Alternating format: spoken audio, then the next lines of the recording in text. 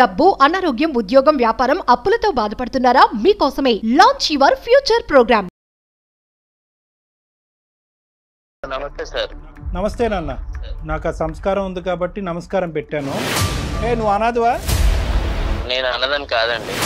ఏం బతుకయ్యా, ఉండగా తల్లిదండ్రులు చంపుకునేటటువంటి నువ్వేం మనిషి అయ్యా? స్నేహితులు కూడా లేనటువంటి పెళ్ళి ఏంటమ్మా? అతని తరపు ఎవరూ రాకపోవటం ఏంటి? మీ తొందర ఏంటి అసలు? నాకు అర్థం కాలేదు. కొంచెం ఫిజికల్ నీడ్స్ వల్ల తన దగ్గరికి రాలేదు. How can I digest that ma'am? ఒక్కళ్ళు సరిపోరా? మీ కుటుంబంలో ఇది ఆనవాయితీయా? తన దగ్గర ఉంటున్నాను, తిన దగ్గర ఉంటున్నాను. నువ్వు చూసుకోకపోతే వాళ్ళు హ్యాపీగా ఉండరా?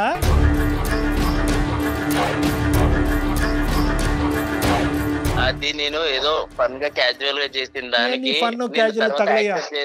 నీ బుర్రందా? లేదంటే ఏమైనా కరెంట్ షాక్ పెట్టాలి నీకు? అనాథని చెప్పి నీ గురించి జాలి పడి చేస్తే కనుక నీకు ఫన్ కావాలా? ఏదో ఒక్కసారి జాలి పడి ఆర్ఫన్ అని నా లైఫ్ లో నీకు ప్లేస్ ఇచ్చాను. పిచ్చా నాకు పిచ్చా అంటున్నావేంటే? ఏమంటున్నావు? నువ్వు మర్యాద ఇచ్చి మాట్లాడాలి. ఓకే, ఇక్కడ నువ్వు లూప్ లైన్ లో ఉన్నావు.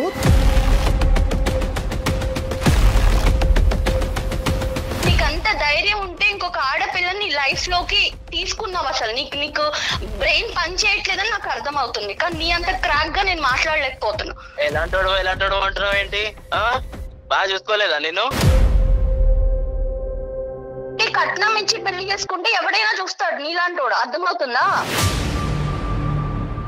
వాడికి 2 గిఫ్ట్లు ఇవ్వాలి. ఒకటి కత్తిరే, లేదంటే రాడ్. ఏదైతే కట్ చేయాలో నీకు అది కట్ చేస్తే అప్పుడు నీకు ఫన్ను. ఇది కామం. నమస్తే కళ్యాణ్. నమస్తే విజయ్ గారు. కావేరి అనే అమ్మాయి మనకు మెయిల్ చేసిందండి. వైఫ్ అండ్ హస్బెండ్ మధ్య ఇష్యూ. నాకు తీవ్రమైన అన్యాయం చేశాడు భర్త.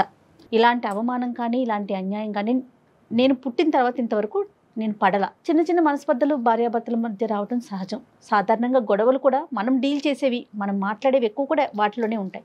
కానీ చాలా కొత్తగా కనివిని ఎరుగని రీతిలో అనిపించింది కళ్యాణ్ గారు. సో అందుకని నెక్స్ట్ కాల్ కింద అమ్మాయిని తీసుకున్నాను నేను.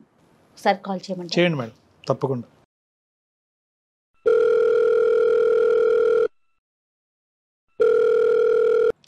హలో, నమస్తే అండి. నేను జయాని, కావేరి గారు మాట్లాడేది. అవును మ్యామ్, కావేరీనే మ్యామ్. నేను అందమైన జీవితం ప్రోగ్రామ్ నుంచి కాల్ చేస్తున్నానండి. Okay ma'am, thank you ma'am. Hi ma'am. Hello అండి, బాగున్నారా? బాగున్నాను మ్యామ్. ఓకే, డాక్టర్ కళ్యాణ్ చక్రవర్తి గారు ఉన్నారు. నమస్తే సార్. నమస్తే. ఒకసారి మాట్లాడండి. ఏమ్మా కావేరి, ఏం చేస్తూ ఉంటారు? ఎక్కడున్నారు? సార్ నేను software engineer sir. IT. Okay, Hyderabad లోనే ఉన్నాను. చెప్పండి అమ్మా, ఏంటి సమస్య? మ్యారేజ్ 8 months అవుతుంది సార్. 8 months. యాక్చువల్ గా మ్యారేజ్ నేను నా ప్రొఫైల్ ని మ్యాట్రిమోనీలో అప్లోడ్ చేయడం వల్ల నాకు వచ్చిన మ్యాచ్ మా హస్బెండ్. సో అతని పేరు విశ్వ సార్.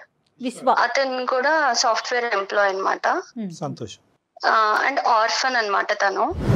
ఆర్ఫన్ అంటే వెనక ముందు ఎవరు లేరు, తల్లిదండ్రులు ఎవరు లేరు? ఎవరు లేరు సార్. సో మా పేరెంట్స్ కూడా ఏమన్నారంటే ఎవరు లేరు కాబట్టి సో బేసిక్ గా ప్రాబ్లమ్స్ ఏం లేవు అన్నట్టుగా ఓకే చేసుకున్నాం. అతని ప్యాకేజ్ కూడా మంచిగా ఉంది. అందరం కలిసి హ్యాపీ ఫీల్ అయ్యి మ్యారేజ్ చేసుకున్నాం సార్. 3 months లో మా మ్యారేజ్ అయిపోయింది. పెద్దల సమక్షంలో చేసుకున్నారమ్మా? అంటే అందరినీ పిలిచి? అవును సార్, అరేంజ్డ్ మ్యారేజ్. కాదు, అరేంజ్డ్ మ్యారేజ్, కానీ అందరు పెద్దలు వచ్చారుగా? మన సైడ్ వాళ్ళందరూ వచ్చారు. తనకి ఎవరు లేరు కాబట్టి తను ఒక్కడే వచ్చారు సార్. ఫ్రెండ్స్ కూడా ఎవరు రాలేదు. ఫ్రెండ్స్ కూడా రాలేదా? ఎవరు రాలేదు మ్యామ్. సో ఇంకా 8 months అవుతుంది సార్, బానే ఉన్నాము. బట్ రీసెంట్ గా నాకు 1 week బ్యాక్ మా ఫ్రెండ్ కాల్ చేసింది సార్. తనకు మంచి కంపెనీలో జాబ్ వచ్చింది, సో ఇంకా వేకెన్సీస్ ఉన్నాయి, నువ్వేమైనా ట్రై చేస్తావా, ప్యాకేజ్ బెటర్ ఉంది అని చేసింది. సో ఏంటి కంపెనీ అని అడిగేటప్పటికి అది మా హస్బెండ్ వర్క్ చేస్తున్న కంపెనీ అని తెలిసింది నాకు. ఓకే. సో ఇలా ఓకే, మా హస్బెండ్ కూడా అక్కడే వర్క్ చేస్తున్నారు కదా అంటే డీటెయిల్స్ అన్ని చెప్పిన తర్వాత అవునా ఓకే అంది. సో ప్రాజెక్ట్ వర్క్ మీద ఆయన ఎవ్రీ మంత్ చెన్నై వెళ్తూ ఉంటారు సార్. అదే విషయం తనతో షేర్ చేశాను అనమాట. ఇలా ఎవ్రీ మంత్ తను ప్రాజెక్ట్ పని మీద చెన్నై వెళ్తూ ఉంటారు, మీకు ప్రాజెక్ట్స్ ఎక్కువ అనుకుంటా కదా అని ఇట్లా డిస్కషన్ అయితే అట్లాంటి ప్రాజెక్ట్స్ ఏం లేవు, ఇక్కడ అంతా వర్క్ ఫ్రమ్ హోమే చేస్తున్నారు అందరూ. అండ్ వాళ్ళ స్ట్రీమ్ అయితే ఎక్స్ట్రీమ్లీ వర్క్ ఫ్రమ్ హోమ్ చేస్తున్నారు. సో ఎక్కడికి వెళ్ళే అవకాశమే లేదు అని చెప్పింది. తను చెప్పింది ఎంతవరకు కరెక్ట్ అంటారు? తను చెప్పింది కరెక్టా కాదా నేను వెంటనే డిక్లేర్ చేసుకోలేదు మ్యామ్, విన్నాను అంతే. తనకి కూడా ఇవన్నీ నేను ఎక్స్ప్లోర్ చేయలేదు. సో తర్వాత నేను through friends through background work చేసుకున్నాను అనమాట, అది నిజమా కాదా, ఎందుకంటే అతన్ని మనం డైరెక్ట్ బ్లేమ్ చేయలేం కదా మ్యామ్. సో ఫ్రెండ్స్ త్రూ కనుక్కుంటే అట్లాంటి నిజంగానే ఏం లేదని చెప్పారు. సో అసలు ఏం జరుగుతుంది, ఎందుకు వెళ్తున్నాడు చెన్నై అసలు కనుక్కుందాం అని చెప్పేసి నేను ఫ్రెండ్స్ త్రూ తన లొకేషన్ ఎక్కడున్నాడు ఏంటి అని కొంచెం వాళ్ళని రిక్వెస్ట్ చేసి తెలుసుకొని తన్ని వెళ్ళాను మ్యామ్ ఆ ప్లేస్ కి. ఓకే అండి, ఓకే. అక్కడికి వెళ్ళి చూసేటప్పటికి ma'am really I was shocked. నేను అసలు నా లైఫ్ లో ఇట్లా జరుగుతుంది అని నేను ఎక్స్పెక్ట్ కూడా చేయలేదు మ్యామ్. అక్కడ అతనికి ఆల్రెడీ మ్యారేజ్ అయిపోయింది. మ్యారేజ్ అయిపోయిందా? 1 year చిన్న బాబు కూడా ఉన్నాడు మ్యామ్. ఆ అమ్మాయితో ఎంతకాలం అయిందంటమ్మా పెళ్లి అయ్యి? ఫస్ట్ ఆమెతో 2 years అయిందంట సార్. 1 year బాబు ఉన్నాడు. ఆ అమ్మాయి ఎలా రియాక్ట్ అయింది నిన్ను అక్కడ చూసి? ఆ అమ్మాయి ఎదుర్కొంటానే నువ్వు వెళ్ళావా, లేదంటే ఆ అమ్మాయి లేకుండా ఇతను అడిగావా? తను కూడా ఇప్పుడు నా సిచ్యుయేషన్ అయితే అంది కూడా తనకి తెలియదు, ఎక్స్పెక్ట్ చేసి ఉండకపోవచ్చు, అసలు ఏం జరుగుతుందో తనకు అర్థమై ఉండకపోవచ్చు. ఐ మీన్ నేను గట్టిగా అరవడం తిట్టడం, ఒక చెంప దెబ్బ అయితే వేసాను కోపం వచ్చి. ఒక దెబ్బ వేయగానే మీరెవరు, మీకు ఏం రైట్ ఉంది, ఎందుకు కొడుతున్నారు మా హస్బెండ్ అని అడిగింది. సో జరిగిందంతా చెప్పిన తర్వాత షీ వాజ్ ఇన్ షాక్.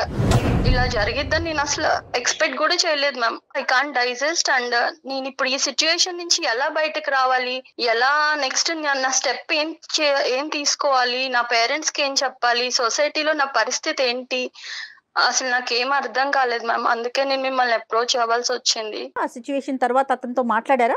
మాట్లాడితే నా వల్ల నువ్వు ఎప్పుడు హర్ట్ అవ్వలేదు కదా, నేను ఎప్పుడు ఇబ్బంది పెట్టలేదు కదా, నిన్ను బాగానే చూసుకున్నా కదా అంటున్నాడు మ్యామ్. ఎంతవరకు కరెక్ట్ మ్యామ్? నన్ను బాగా చూసుకున్నావు అనడానికి అసలు ఇక్కడ ఛాన్స్ ఉన్నా, ఐఎమ్ సెకండ్ వైఫ్ ఇప్పుడు. How can I digest that ma'am? అమ్మా కావేరి సార్ చెప్పండి సార్. ఏం స్టెప్స్ తీసుకోవాలి అనేది ఎవరు చెప్తారమ్మా? ఇప్పుడు తీసుకోవాల్సిన స్టెప్స్ ఎప్పుడు తీసుకోవాలి? పెళ్లికి ముందు తీసుకోవాలి.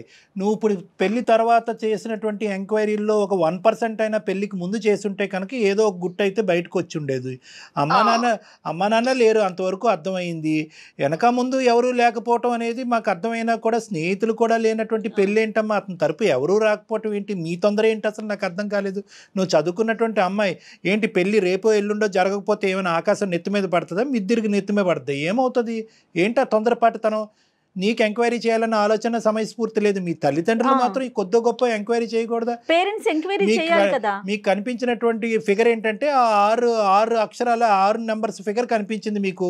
1 వెనకతల 00000 కనిపించింది. ప్యాకేజ్ అట్రాక్టివ్గా ఉంది కాబట్టి వెనక ముందు ఎవరు లేకపోతే కనుక అత్తమామల టార్చరు, కుటుంబం యొక్క శాడిజం ఉండదు అనేటటువంటి ఆలోచనతోనే వెళ్ళావు. కానీ అసలు ఒక మనిషికి ఎవరూ లేకుండా ఎందుకు ఉంటుంది అనేది ఆలోచించలేదమ్మా మీరు కానీ మీ తల్లిదండ్రులు కానీ.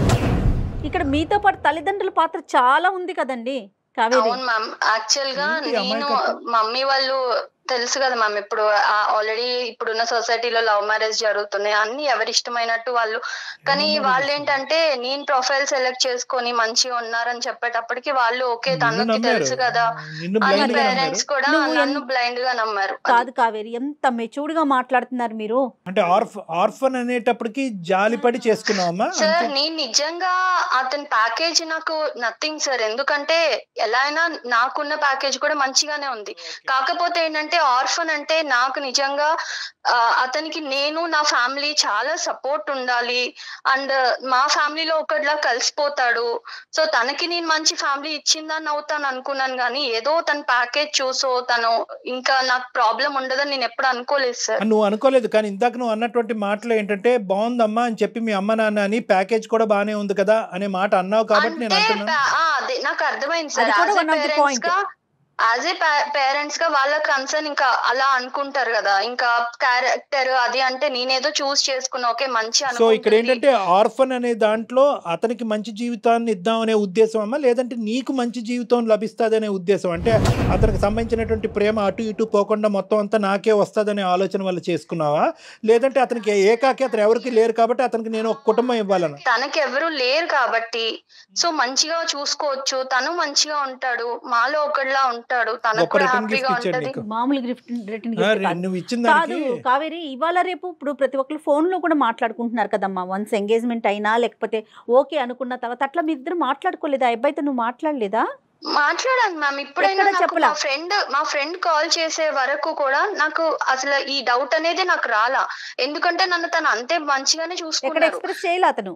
ఎక్కడా కూడా ఈవెన్ మా పేరెంట్స్ కైనా కూడా డౌట్ రాలా. అతను అంత మంచిగానే ఉన్నాడు. మా పేరెంట్స్ అయినా చాలా హ్యాపీ. ఎందుకంటే మనం ఆర్ఫన్ అని ఎంక్వైరీ చేసుకున్నా కూడా వాట్ ఎవర్ ఇట్ ఈస్ తను మంచోడు అన్న ఫీలింగే ఉంది. నాకు మా ఫ్రెండ్ కాల్ చేసే వరకు 1% డౌట్ కూడా రాలేదు మ్యామ్. నన్ను ఎందుకు ఇట్లా పెళ్లి చేసుకున్నావు అని నిలదీసినప్పుడు అతను ఏం చెప్తాడు? మిమ్మల్ని బాగా చూసుకోవటమేనా? అదే ఆన్సర్ చెప్తున్నాడు మ్యామ్. అందుకే నాకు అర్థం కావట్లా. ఇప్పుడు ఇద్దరిని నేను తన్ని కన్విన్స్ చేసుకుంటాను, మంచిగా ఉందాం అంటున్నాడు మ్యామ్. అది ఎంతవరకు అడుగుతున్నాడు అతను చక్కగా. వాడు ఏం కన్విన్స్ చేస్తాడు? ఎవరిని చేస్తాడు? వాడు ఏమైనా పెద్ద ఇది అనుకుంటున్నాడా, పోటుగాడా? అసలు సెకండ్ వైఫ్ అనే పదం కూడా లేదమ్మా అసలు వాస్తవానికి. ఏంటంటే ఎందుకంటే సెకండ్ అనేది ఉంటది కానీ ఆ ఫిల్ ఇన్ ద బ్యాంక్ లో ఎవరికి ఏది కావాలంటే అది నింపేసుకోవచ్చు. నీ దురదృష్టం ఏంటంటే సెకండ్ ఆ బంధం ఏంటో తెలియదు. ఇప్పుడు ఆ పరిస్థితిలో నువ్వు ఉన్నావు. సో కాబట్టి ఆ వైఫ్ అనే పదం కూడా కాదు అతను చేసినటువంటిది. ఎందుకు చూసే ప్రేక్షకులకి చాలా మందికి అర్థమై ఉంటుంది. ఇక్కడ నాకంటే లాయర్ గారు ఉంటే బాగుంటుంది. వాస్తవానికి అది చట్టరీత్యా నేరం. అతను చేసినటువంటి పని చట్టరీత్యా నేరం. లీగల్ గా కూడా నేను ఎక్కడ క్వశ్చన్ చేయడానికి కూడా నాకు అవకాశం లేదు. ఇప్పుడు మీరు అన్నట్టే రేపు లాయర్ కూడా అనొచ్చు, అమ్మా ఎంక్వైరీ చేయకుండా నువ్వు ఎందుకు ఈ స్టెప్ తీసుకున్నావు, ఎందుకు యాక్సెప్ట్ చేశారని. పెళ్లి చేసుకున్నారు, అంతమంది సమక్షంలో పెళ్లి చేసుకున్నారు. యూ హావ్ బీన్ చీటెడ్ అమ్మా. So that is very clear cut. నువ్వు చీట్ చేయబడ్డావు. Second marriage is called as bigamy. అది కూడా లీగల్ గా నేను ఆ పెద్ద పదాలు నేను వాడిను కానీ అది కూడా చట్టరీత్యా నేరం. చీటింగ్, రెండో పెళ్లి చేసుకోవటం రెండు చట్టరీత్యా నేరమే. కానీ ఇక్కడ ఏంటంటే నువ్వేమనుకుంటున్నావు ఇటువంటి పొజిషన్లో? అతను మంచిగా చూసుకున్నందుకు ఏమీ లేనట్టుగా వదిలేయాలని అనుకుంటున్నావా? ఎందుకు ఇలా చేశాడు అనే ప్రశ్నకి సమాధానం వెతుకుతున్నావు. అడగాలి. ఎందుకంటే ఇవాళ నాకు జరిగింది, రేపు ఇంకొక అమ్మాయికి జరగచ్చు కదా. ఆర్ఫన్ అనే ట్యాగ్ తో ఎంతమందిని మోసం చేశాడో మనకి. మీరేం ఎక్స్పెక్ట్ చేస్తున్నారండి మాకు మెయిల్ చేయడానికి అందమైన జీవితానికి? నాకు అతనితో ఉండాలని కాదు మ్యామ్, కానీ అతనికి రియలైజేషన్ రావాలి. అండ్ ఇంకొకసారి ఇంకొక అమ్మాయి లైఫ్ తో గానీ, ఇప్పుడున్న అమ్మాయి వాళ్ళ ఫస్ట్ వైఫ్ అది తను మ్యారేజ్ చేసుకున్న అమ్మాయి, తనకి మళ్ళీ ఇలాంటి ప్రాబ్లం రావద్దు సార్. సో మీరు డిసైడ్ అయిపోయారు అతని నుంచి దూరంగా ఉండటానికి? ఉండాలని అనుకుంటున్నాను మ్యామ్. సో ఒకటే కదమ్మా, ఒకటే డోర్ ఓపెన్ చేస్తావు. ఏంటంటే నా స్థానం 10లో చేయండి, నాకు నా భర్త కావాలి అనేటువంటిది లేదు. ఓన్లీ థింగ్ ఏంటంటే నేను మోసపోయాను, అలాగే వేరే ఆడపిల్ల మోసపోకూడదు. మీరు వెచ్చలు పెట్టి తన అందమైన జీవితం ద్వారా కట్ చేయండి అని రిక్వెస్ట్ చేయాలి. అండ్ ఇలాంటి నాలాగా ఆర్ఫన్ కదా మంచి చేద్దామని తలకి తగిలించుకునే వాళ్ళు చాలా మంది ఉండుండొచ్చు. సో అలాంటి వాళ్ళందరికీ మన అందమైన జీవితం ప్రోగ్రామ్ నుంచి ఒక రియలైజేషన్ రావాలి. ఏ స్టెప్ తీసుకున్నా వాళ్ళు ఇలాంటి లైఫ్ లో గుర్తు పెట్టుకోవాలి సార్. అదొక్కటే నాకు మీరు చేసే ఫేవర్. నీ రీజన్ చాలా హ్యాపీగా ఉందమ్మా. ఎందుకంటే జనరల్గా ఈ రీజన్ రాదు. సార్ నేను మోసపోయాను, నేను అన్యాయం అయిపోయాను, నా జీవితం ఇలా అయిపోయింది, ఏదో విధంగా ఏదో కట్టే కొట్టే తెచ్చి మా భర్తను నాకు అప్పచెప్పండి, అవతలాడదు ఎలా పోయినా పర్లేదు అనే భాష మేము ఎక్కువ వింటా ఉంటాం. కానీ ఈ రోజు నువ్వేంటంటే సమాజం గురించి ఆలోచిస్తూ, దేశం గురించి ఆలోచిస్తూ ముందుకు వచ్చావు కదమ్మా. రియల్లీ గ్రేట్ అమ్మా, రియల్లీ గ్రేట్. సార్ 8 months లో దేవుడు ఎందుకు నాకు ఇలాంటి సిచ్యువేషన్ తెచ్చాడు. ఇంకో 1-2 years అంటే నేను కూడా ఒక బేబీతో మళ్ళీ అప్పుడు నిజంగానే ఇలా అడిగేదాన్నేమో, సార్ ఏదో ఒకటి చేయండి అని. బట్ రియల్లీ గాడ్స్ సేక్ నేను ఇప్పుడు కొంచెం సేఫ్ జోన్ లో ఉన్నా. సో అలాగే ఇంకెవరు సఫర్ అవ్వద్దు సార్. ఇక్కడ ఏమన్నా ఒక పాజిటివ్ యాంగిల్ ఉందంటే కనుక నువ్వు ఇంకా కన్సీవ్ అవ్వకపోవటం, గర్భవతి కాకపోవటం అనేది ఒక పాజిటివ్ యాంగిల్ అమ్మా నిజంగా. ఎందుకంటే ఈ రోజు నీ మనస్సాక్షికి నువ్వు సమాధానం చెప్పుకోవాలి. రేపొద్దున పుట్టబోయే బిడ్డకి సమాధానం చెప్పుకునే దురదృష్టకరమైన పరిస్థితి రాలేదు. హ్యాపీ. అతను దొరుకుతాడమ్మా మనకి ఇప్పుడు. సార్ నేను కాల్ కాన్ఫరెన్స్ పెడతాను సార్. మంచిగా ఫుల్ మీల్స్ పెడదాం. The person you are speaking with has put your call on hold. Hello విశ్వ. హలో చెప్పు. నేను అందమైన జీవితం ప్రోగ్రామ్ మ్యామ్ వాళ్ళ దగ్గర నా ప్రాబ్లం తీసుకెళ్లాను. నువ్వు ఇప్పుడు అక్కడికి ఎందుకు వెళ్ళావు? మరి ఎక్కడికి వెళ్ళాలి? నువ్వు చేసిన గొప్ప పనికి నేను ఎక్కడికి వెళ్ళాలో చెప్తే పోనీ అక్కడికే వెళ్తా. ఏదన్నా ఉంటే ఇంట్లో చూసుకోవాలి కానీ బయట రోడ్డు మీదకి ఎందుకు ఎక్కావు? అంటే నా ఇజ్జత్ తీసేస్తావా రోడ్డు మీదకి వెళ్ళి? ఇజ్జత్ ఉందని నువ్వు అనుకుంటే నీ ఇష్టం. లేదు సార్ తో మాట్లాడితే సార్ ఎంత ఇజ్జత్ ఉందో చెప్తారు నీకు. ఏదన్నా ఉంటే నువ్వు నాతో మాట్లాడాలి, ఇంట్లో చూసుకోవాలి తప్ప నువ్వు రోడ్డు మీదకి ఎక్కేసి ఛానల్స్ లో కూర్చుంటాను అందమైన జీవితం అది నువ్వు. విశ్వ నమస్తే నాన్న. నమస్తే సార్. నాకు ఆ సంస్కారం ఉంది కాబట్టి నమస్కారం పెట్టాను. నువ్వేంటంటే ఇంకా మా అందమైన జీవితం దగ్గర నుంచి ఫోన్ కాల్ వస్తేనే ఎందుకు బజార్కి ఇచ్చావని అంటున్నావు. సంతోషం, పోలీస్ స్టేషన్ నుంచి ఫోన్ రాలే. పోలీస్ స్టేషన్ నుంచి నీకు ఫోన్ రావాలా అక్కర్లేదా? అసలు పోలీస్ స్టేషన్ కి వెళ్ళాల్సిన కాదు, ఊరికి నేను అడుగుతున్నా. ఇటువంటి పరిస్థితుల్లో బాగా చదువుకున్నావు కదా, ఎన్నో డిగ్రీలు, ఎంతో పెద్ద కంపెనీలో పనిచేస్తున్నావు కదా, ఇటువంటి పరిస్థితుల్లో పోలీస్ స్టేషన్ నుంచి ఫోన్ రావడానికి అవకాశం ఉందా లేదా అని అడుగుతున్నాను నేను. ఇప్పుడు పోలీస్ స్టేషన్ లో కేసు పెట్టేసి పెట్టలే తప్పు నేనేం చేశాను?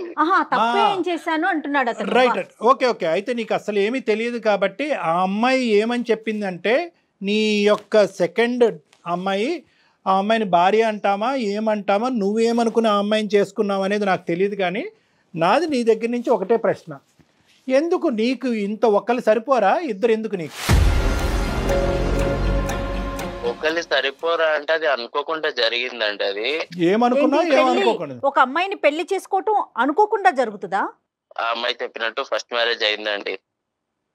తను, నా వైఫ్ వచ్చేసి చెన్నైలో వర్క్ చేస్తూ ఉంటుంది, హైదరాబాద్ లో వర్క్ చేస్తున్నాను. తను ఎప్పుడు ఇక్కడికి రాలేదు. సో నా ప్యాకేజ్ ఇక్కడ బాగుంది, ఇక్కడికి రమ్మని తనని చాలానే అడిగాను, తను రాలేదు. తను దగ్గరికి నేను వెళ్దామంటే నాకు అవ్వలేదు. సో తను రాకపోయేసరికి నేను ఫన్ గా ప్రొఫైల్ పెట్టాను మ్యాట్రిమోనీలో. కదే మళ్ళీ చెప్పాలి నువ్వు, మాకు చిన్న కన్ఫ్యూజన్, మాకు అంత నాలెడ్జ్ లేదు. నార్మల్గా ప్రొఫైల్ పెట్టమైందయ్యా. నార్మల్గా పెట్టడం అంటే ఏంటి?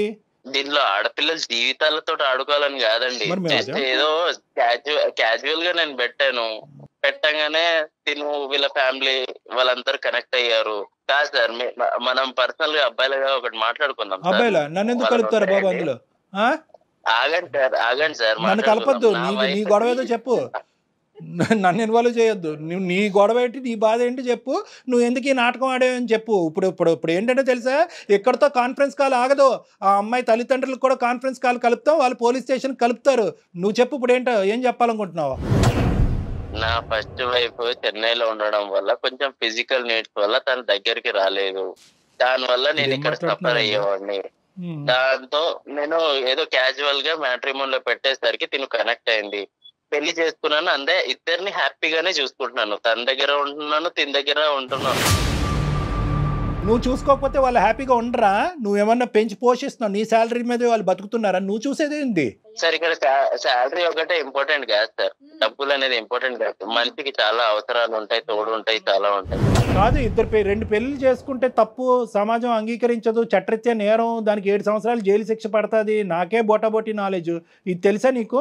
ఇవన్నీ తెలిసినా కూడా కొన్ని ఒక టైంలో అయిపోయింది మ్యారేజ్. ఇప్పుడు అయిపోయిన తర్వాత కూడా నేను తనని యాక్సెప్ట్ చేసుకొని తనని బాగానే చూసుకుంటున్నాను నేను. సో అయిపోయింది కాబట్టి ఆ కథను అక్కడ మూసేద్దాం, ఇంకా అనుభవించడం ఒకటే కార్యక్రమం అంటావా?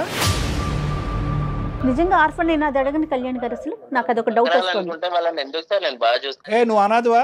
నేను అన్నదని కాదండి. నీకు ఫ్యామిలీ ఉంది, మీకు అమ్మ నాన్న ఉన్నారు.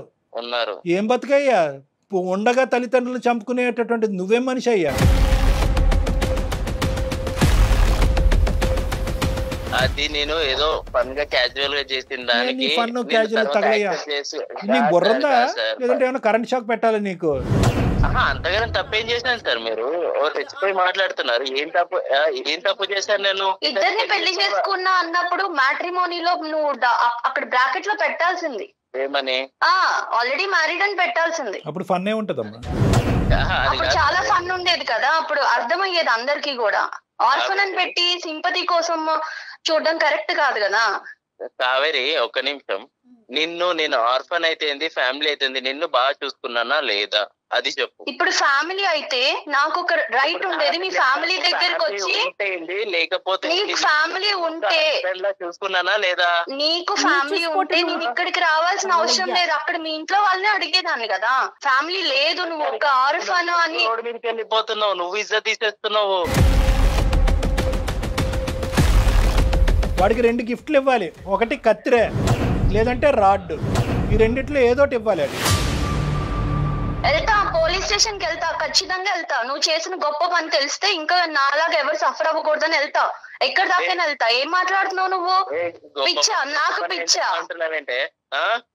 ఏమంటున్నావు? నువ్వు మర్యాద ఇచ్చి మాట్లాడాలి. ఓకే, ఇక్కడ నువ్వు లూప్ లైన్లో ఉన్నావు, తొందరలోనే నువ్వు జైల్లోకి వెళ్ళబోతున్నావు. ఆ అమ్మాయి చేత ఏవైతే కేసులు పెట్టించాలో దగ్గరుండి ఒక అడ్వకేట్ హెల్ప్తో మేము కేసులు పెట్టిస్తాము. ఆ అమ్మాయి చేసినటువంటి ఒక అమాయక పనికి ఈరోజు బలిపశువు అయ్యింది. ఆ అమ్మాయి మా ముందుకు వచ్చింది. ఎందుకు వచ్చింది? నన్ను కాపాడండి అని రాలేదు, నాలాంటి ఆడపిల్లల్ని కాపాడండి అని సమాజం కూడా వచ్చింది. ఒక ఆర్ఫన్ అని, ఒక అనాథ అని చెప్పి నీ గురించి జాలిపడి చేస్తే కనుక నీకు ఫన్ కావాలా? నీకు ఫన్ కావాలంటే అసలైన ఫన్ ఏంటో తెలుసా? ఏదైతే కట్ చేయాలో నీకు అది కట్ చేస్తే అప్పుడు నీకు ఫన్ను. ఇది కామం, నీకు ఉన్నది కామం.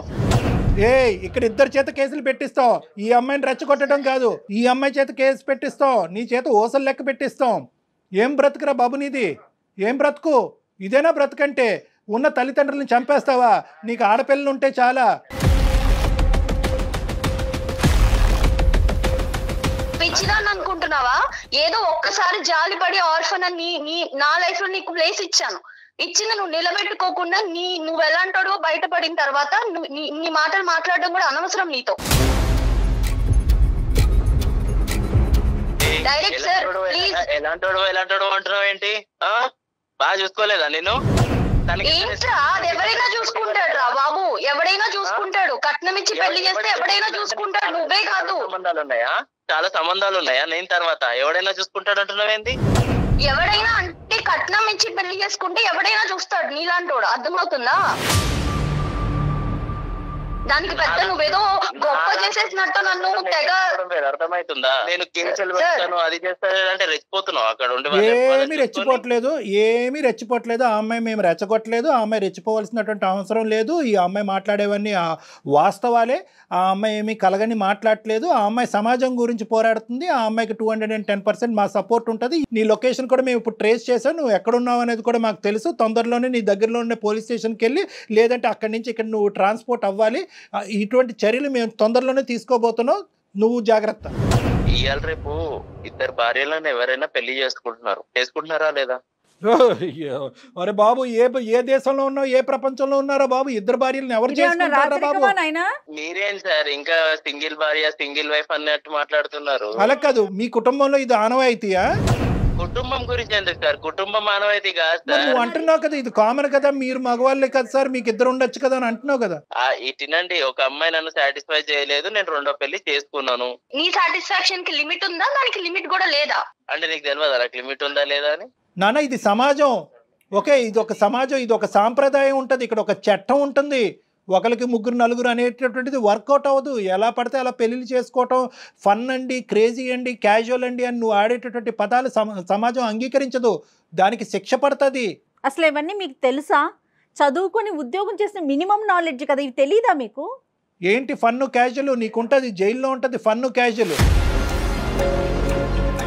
కావేరి, నేనేమనుకున్నానంటే ఇంత చెప్పిన తర్వాత, ఇంత మాట్లాడి, ఇంత గర్జించిన తర్వాత ఎక్కడో చోట కొద్దిగైనా కూడా అతనికి కొద్దిగా కనువిప్పు కలుగుతుందేమో, పశ్చాత్తాపం పడతాదేమో, బహుశా ఎవరితో అన్నా మాట్లాడి ఆ శిక్ష ఏమైనా తగ్గించచ్చేమో అనుకున్నాను. కానీ అతను నన్నే అంటున్నాడు, సార్ మీరేంటి సార్, మీరు ఇంత క్యాజువల్గా ఒక్కరితో ఎలా ఉన్నారని నన్ను అడుగుతున్నాడు.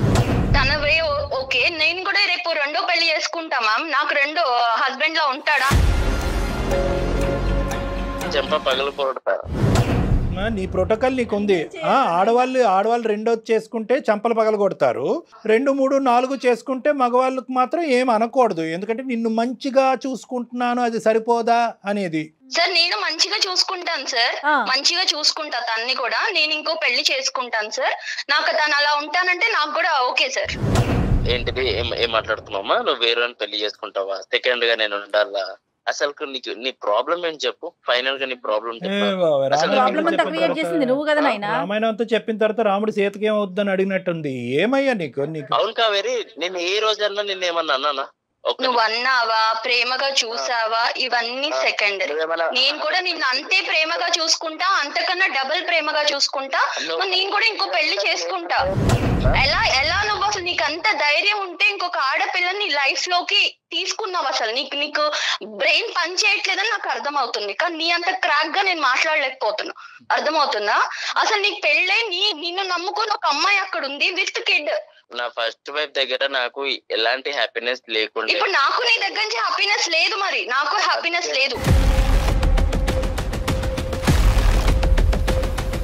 ఆ అమ్మాయి అయితే నీతో ఉండాలని అనుకోవట్లేదు. అది చాలా దూరం మాట, అది నువ్వు కల్లో కూడా ఊహించుకోవద్దు. కేసులు ఏ విధంగా పెడతాది, ఏ విధంగా ఈ అమ్మాయి ముందుకు తీసుకెళ్తుంది అనేటటువంటిది అది మా చేతుల్లో లేదు. ఆ అమ్మాయి కోరుకుంటే దానికి మేము సహాయపడగలం, ఆ అమ్మాయికి కావాల్సినటువంటి దారి చూపెట్టగలం. నాకు కావేరి అంటే ఇష్టం సార్, అలానే నా ఫస్ట్ వైఫ్ ఇష్టం లేదనంట, తను కూడా ఇష్టమే. నేను వీళ్ళిద్దరిని హ్యాపీగా చూసుకోగలుగుతాను సార్. నువ్వు ఎంతమందినా చూసుకుంటావు, అది కాదు లెక్క. వీళ్ళిద్దరు నిన్ను యాక్సెప్ట్ చేస్తున్నారా లేదా అనేది. బాల్ నీ కోర్టులో లేదు, బాల్ నీ కోర్టులో లేదు, బాల్ వాళ్ళ కోర్టులో ఉంది. ఈ అమ్మాయికి ఇప్పుడు ఏం బరువు లేదు, బాధ్యత లేదు. తూతు మంత్రంగా ఒక పెళ్లి జరిగింది. ఆ పెళ్లి తెంచుకోవటం పెద్ద విషయం కాదు, ఎందుకంటే జీవితాంతం నీలాంటి మోసగాడితో ఈ అమ్మాయి జీవించాలని అనుకోవట్లేదు. నెంబర్ 1. నెంబర్ 2 ఏంటంటే కనుక అసలైన కథ ఎప్పుడు వినిపిస్తుందో తెలుసా? ఎప్పుడైతే కావేరి వెళ్ళి మమ్మల్ని కాదు వాళ్ళ ఫ్యామిలీ మెంబర్స్ని కూడా దీంట్లో ఇంక్లూడ్ చేస్తుందో అప్పుడు నీకు సీన్ సితారవుతుంది. అంతవరకు ఎందుకు లేండి సార్, వద్దు, మనలోనే గుట్టుగా ఉంచేద్దాం, ఇక్కడే కాపాడేసేయండి సార్, గుట్టుగా ఉంచేసుకోండి. మీ బాధను మీరు కడుపులో పెట్టేసుకోండి, మా ఇష్యూ మేము కడుపులో పెట్టుకుని ఎక్కడికి తేల్చేసి కావేరి బంగారు తల్లి బాగా చూసుకుంటున్నాడు కదా, నీకు ఏదో ఫ్రీడమ్ ఇచ్చాడంట కదా, ఆ ఫ్రీడమ్తో పాటు నువ్వు సుఖపడి అలా ఉండిపోమ్మా అని చెప్పమంటావా? సార్ మీరే ఏదన్నా ఒకటి చేసి. నేనేం చేయలేనురా బాబు, నేను చంపేద్దురా బాబు, నేనేం చేయలేనురా. రే అర్థం చేసుకో, నేను చేయగలిగేది ఏమీ లేదు. నీ గొంత నువ్వు తవ్వుకున్నావు, నీ ఎంత హైటో నాకు తెలియదు కానీ దానికి ఒక 2 అడుగులు ఎక్కువే తవ్వావు నీ గొంత. అందులో ఇప్పుడు పడ్డావు, ఇప్పుడు మేమందరం మట్టిపోసి కప్పటం తప్ప ఏమీ చేయలేము. ఒక మ్యాట్రిమోన్లో ఆర్ఫన్ కింద పెట్టినటువంటి నువ్వు చాలా మందిని క్యాచ్ చేసి ఉంటావు. ఇదేదో 6 నెలలు బట్టో 5 నెలలు బట్టో జరిగినటువంటి వ్యవహారం కాదు. ఊరికో ఒక అమ్మాయిని నువ్వు పెళ్లి చేసుకుని ఆల్రెడీ ఎక్కడ గుట్టు అక్కడ కప్పెట్టుంటావు. సార్ అలా చేయలేదు సార్, నాకు ఉన్నది ఇద్దరే సార్. టోన్ మారిపోయింది, టోన్ సాఫ్ట్ అయిందేంటి? అమ్మ కావేరి, నువ్వేం స్టెప్స్ తీసుకోవాలనుకుంటున్నావు చెప్పమ్మా, దాన్ని బట్టి మేము కూడా నీతో పాటు సపోర్టివ్ గా ఉంటాం. లేదు సార్, పోలీస్ స్టేషన్ లో కంప్లైంట్ ఇద్దాం అనుకుంటున్నాను సార్. ఎందుకంటే మనం ఇంతసేపు మాట్లాడితే ఇప్పుడు సాఫ్ట్ గా మాట్లాడుతున్నాడు, అంతకు ముందు తన వే ఆఫ్ టాకింగ్ ఎట్లుందో మీరు చూసారు. సో తన్ని మనం నమ్మటానికి లేదు మ్యామ్, నమ్మటానికి లేదు, 110% నమ్మటానికి లేదు. ఓకే బాబు, అది ఎలాంటి యాక్షన్ తీసుకుంటే తను బయట తిరగకుండా ఉంటాడో అన్ని యాక్షన్స్ తీసుకుంది సార్. నేను ఎక్కడికి రమ్మంటే అక్కడికి వస్తాను. నా లైఫ్ ఖరాబ్ చేయకండి సార్. నేనేం ఖరాబ్ చేశాను? నువ్వే ఖరాబ్ చేసుకున్నావు. నువ్వు పైనుంచి కింద వరకు బ్లాక్ పెయింట్ వేసుకున్నావు. మేమేం ఖరాబ్ చేసాం? చండాలం కానీ మేం చేసాం అంటున్నావు. పోలీస్ స్టేషన్కి వద్దు, పోలీస్ స్టేషన్ కళ్యాణ మండపం బుక్ చేయాలా నీకు? పోలీస్ స్టేషన్ కాకపోతే ఆ టైంలో అలా జరిగిపోయింది సార్. అదే ఈ టైంలో ఇలా జరుగుతుంది చూడండి. ఇప్పుడు బాబు ఏది మా చేతుల్లో లేదు. ఆ అమ్మాయికి కనువిప్పు కలిగింది, ఆ అమ్మాయి తీసుకునే స్టెప్స్కి మేము సపోర్ట్ చేస్తున్నాము. అర్థమైందా? ఇంకేదున్నా కూడా లీగల్గా మాట్లాడుకోవాల్సినటువంటి అవసరం ఉంది. మేము అడ్వకేట్ని కూడా అప్రోచ్ అవుతాం, అడ్వకేట్ కూడా ఇందులో ఇన్వాల్వ్ అవుతారు. తర్వాత సంగతి తర్వాత చూసుకుందాం. ఒక ఆడపిల్లకి అన్యాయం జరిగితే ఎట్టి పరిస్థితిలో మౌనంగా మాత్రం ఉండదండి సుమన్ టీవీ అండ్ కళ్యాణ్ గారు కూడా. డెఫినెట్గా ఆ అమ్మాయి ప్రజల కోసం, అందరి కోసం ముందుకొచ్చింది, ఆడపిల్లలందరి కోసం ముందుకొచ్చింది. డెఫినెట్గా నీకు మేము 100% సపోర్ట్ చేస్తాము. ఏం చేద్దామో ఒకసారి మాట్లాడుకుందాం. తప్పకుండా అమ్మ, నువ్వు నీ పేరెంట్స్ ఇమీడియట్గా ఇన్వాల్వ్ చేయాలి. ఎందుకంటే ఇప్పటివరకు నువ్వు ఇన్వాల్వ్ చేయలేనట్టు మాకు అర్థమవుతుంది. పేరెంట్స్ని ఇన్వాల్వ్ చేయాలి, ఎందుకంటే వాళ్ళ యొక్క సపోర్ట్ కావాలి రానున్న రోజుల్లో. ఎందుకంటే ఇలా ఒకసారి హార్డ్గా ఒకసారి సాఫ్ట్గా మాట్లాడినటువంటి మనిషి ఈ రోజు నువ్వేదో స్టెప్ తీసుకోబోతున్నావు అని చెప్పి మళ్ళీ హార్డ్ అవుతే కనుక అది సమస్యాత్మకంగా మారుతుంది. అది ఏమైనా క్రిమినల్. ఏమయ్యా సార్, ఇది మీ ప్రోగ్రామ్ వల్ల చాలా మందికి లైఫ్ ఇచ్చారు, నా లైఫ్ ఎందుకు సార్ ఇలా ఖరాబ్ చేస్తున్నారు? అంటే ఆ లైఫ్ తీసేసి నీకు లైఫ్ ఇచ్చేయాలన్నమాట, ఇదే నీ ఎజెండా? నేనేమనయ్యా నీకు లైఫ్? అది కాదు సార్, తనని బాగా చూసుకుంటాను, నేను ఇద్దరిని బాగా చూసుకుంటున్నాను. ఓకే, నిన్ను చూసుకో, చేతులు దాటింది, నీ జీవితం కాస్త వేరే వాళ్ళ చేతుల్లో ఉంది, వాళ్ళు లెక్క తేల్చుకొని నీ భవిష్యత్తు ఏంటో ఆలోచించుకోండి.